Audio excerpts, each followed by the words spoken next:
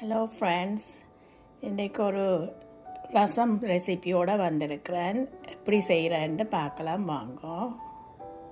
புளி ஒரு சின்ன நெல்லிக்காய் சைஸ் புளி எடுத்து கரைச்சி வச்சுருக்கிறேன் ஹாட் வாட்டரில்.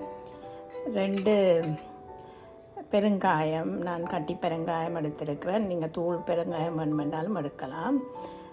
கொஞ்சம் போல் கொரியண்டர் லீஃப், ஒரு 5 கார்லிக், கொஞ்சம் போல் கருவேப்பில்லை, ஒரு ஆனியன், ஒரு டீஸ்பூன் சின்ன சீரகம், ஒரு டேபிள் ஸ்பூன் கொத்தமல்லி, ஒரு டீஸ்பூன் 1.5 டீஸ்பூன் பெப்பர், மற்றது ட்ரை சில்லி 2 எடுத்திருக்கிறேன். மற்றது தாளிக்கிறதுக்கு கடுகு, சின்ன சீரகம், சித்தமிளகாயும் எடுத்து வச்சுருக்கிறேன். இனி இதை எப்படி செய்கிறேன்னு பார்க்கலாம். இந்த இவ்வளோ சாமான்களையும் அரைக்க வேணும். அரைச்சி போட்டு உங்களுக்கு காட்டுறேன்.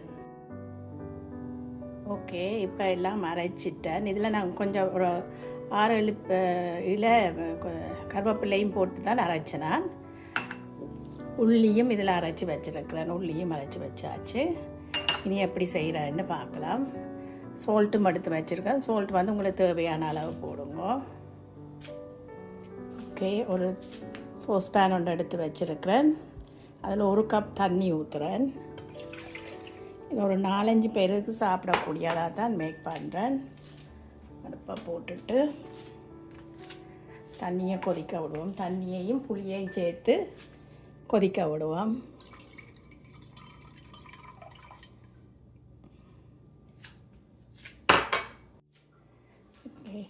ஒரு கப் தண்ணி காணாத மாதிரி இன்னொரு கப் தண்ணியும் அதுக்குள்ளே கொஞ்சம் புளியையும் கரைச்ச புளியையும் ஊற்றி போடுறேன். ஓகே, நான் காணும். இனி சால்ட்டையும் போடுவேன். கல் உப்பு போடுறேன். நீங்கள் உங்களுக்கு விருப்பமானது போடலாம். நான் நம்மளாக எடுத்து போடுறேன். பார்த்து போடலாம், தேவையாண்டா. இதோடையே நாங்கள் உள்ளியையும் போடுவோம். அரைச்சி வச்ச உள்ளியையும் போட்டுட்டு நல்லா கொதித்த பிறகு அந்த புளியோட பச்சை வாசம் எல்லாம் போன பிறகு மிச்ச இன்க்ரீடியன்ஸை போடலாம். கட்டி பெருங்காயம் 2 எடுத்து வச்சுருக்கிறேன். நான் இது கட்டி பெருங்காயம் வேண்டபடியே நான் இப்பயே போடுறேன். தூள் பெருங்காயம் வேண்டாம், நீங்கள் தாளிக்கிற போது போடலாம். நான் இப்பயே இதையும் போட்டு விட்றேன். அப்போ கரைஞ்சிடும். ஓகே, இப்போது ஒரு 5 நிமிஷமாக நல்லா கொதித்து கொண்டு இருக்குது. இந்த டைமில் நான் இந்த கருவேப்பிலையை போட போகிறேன்.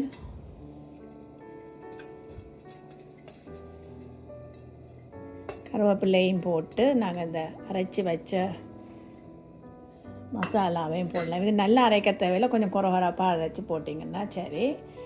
இதை ஒருக்கா கொதிச்சோன்னு இறக்கலாம்.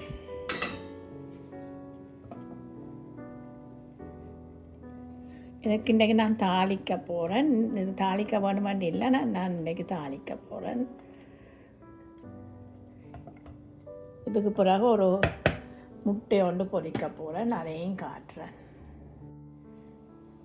ஓகே, இப்போ கொதித்து கொண்டு வருது. நீங்கள் உப்பு புளியெல்லாம் உங்களுக்கு அளவுக்கு ஏற்ற மாதிரி டேஸ்ட் பண்ணி பார்த்து போடுங்க.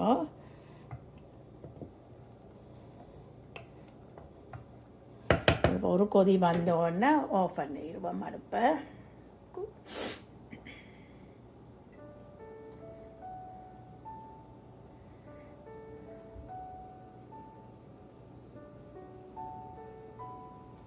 ஓகே, இனி நான் குக்கரை ஆஃப் பண்ண போகிறேன்.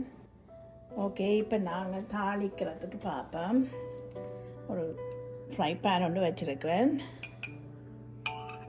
அதுக்குள்ள இவ்வளோ ஆயில் விடுறேன். வந்து வேலை. ஓகே, காணும்.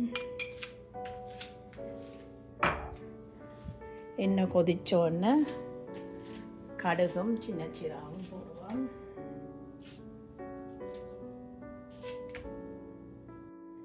ஓகே, இப்போ ஆயில் வந்து கொதிச்சிட்டது, சூடாகிட்டது. இப்போ இதுக்குள்ள ஒரு டீஸ்பூன் அளவு சின்ன சீரகம், கடுகு, கொஞ்சம் போல் சின்ன சீரகம், குமீன், 2 குண்டு மிளகாய் போடுவேன்.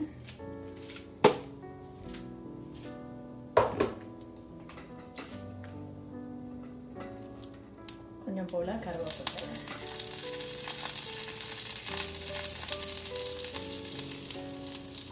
கொஞ்சம் போல் வெங்காயம் போடுவேன். தாளிச்சுட்டு அதுக்குள்ள போட்டுக்கிட்டேன்.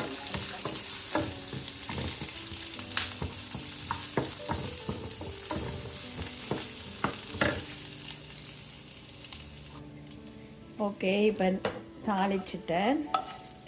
தாளிப்பை ரசத்துக்குள்ள கொட்டிட்டு மூடி வைப்பேன்.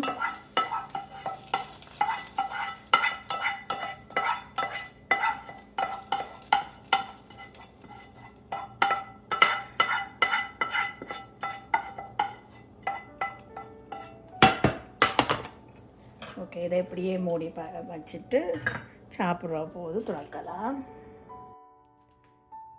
ஓகே, இப்போ அதே ஃப்ரை பேனை தான் வச்சுருக்கிறேன். அதில் இதால் ஒரு கரண்டி ஊற்றினேன் நல்லெண்ணெய். முட்டையை எண்ணெய் சூடாயினோன்னு முட்டையை போட்டு பொரிப்போம். கொஞ்சம் கொஞ்சமாக ஊற்றி நான் 2 தரமாக பொரிக்க போகிறேன் முட்டை. ஓகே, எண்ணெய் கொதிச்சிட்டது. நான் முட்டையை கொஞ்சம் ஆஃபாக ஊற்றுவேன். இதுக்குள்ள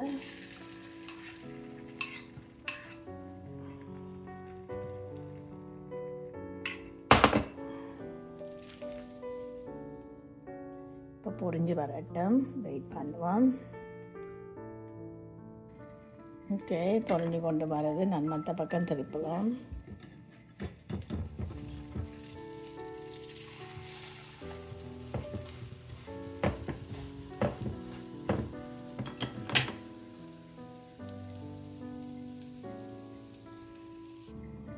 ஓகே, மற்ற பக்கமும் பொரிஞ்சிட்டது. இனி நாங்கள் முட்டை எடுப்போம். நாங்கள் இப்போ நல்லா எல்லாம் பொரிஞ்சிட்டது.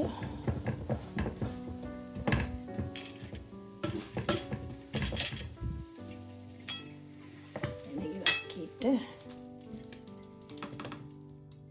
அடுத்த முட்டையை போடலாம். ஓகே, எல்லாத்தையும் பொரிச்சிட்டு காட்டுறேன். ஓகே, அடுத்ததாக முட்டை 3 முட்டை பொரிக்க போகிறேன். வெங்காயம் பச்சை மிளகாய் போட்டு தான் பொரிக்க போகிறேன். அதை எப்படி செய்கிறேன்னு காட்டலாம். ஒரு சின்ன வெங்காயம் குட்டி குட்டியாக வெட்டி எடுத்து வச்சுருக்கிறேன். அதோட ஒரு சில்லியும் கொஞ்சம் போல் கருவேப்பிலையும் சின்னதாக வெட்டி வச்சுருக்கிறேன். ஓகே, எப்படி பொரிக்கிறேன்னு பார்க்கலாம். ஓகே, 3 முட்டையும் உடைச்சிருக்கிறேன். அதுலேருந்து அந்த வெள்ளையாக இருந்ததை எடுத்துட்டு முடிஞ்ச அளவு எடுத்துட்டு நான் நல்லா அடிப்பேன்.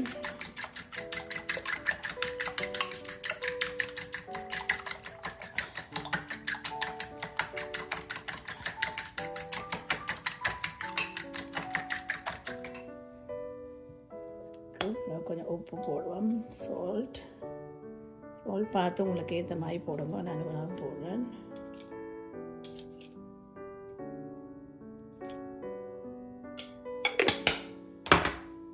கொஞ்சம் போல் மிளகாத்தூள் போடுறேன்.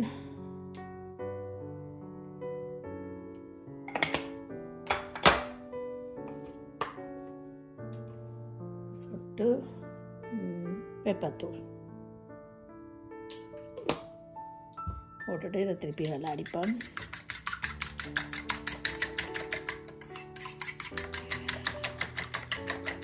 நல்லா கலந்து விடணும்.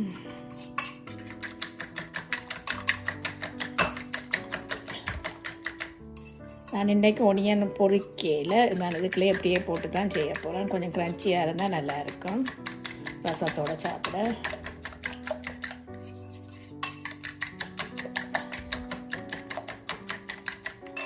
இப்போ இந்த ஒனியன் பச்சை மிளகாய் கருவேப்பிலை எல்லாத்தையும் போட்டுவிட்டு திருப்பி கலந்து விடுவோம்.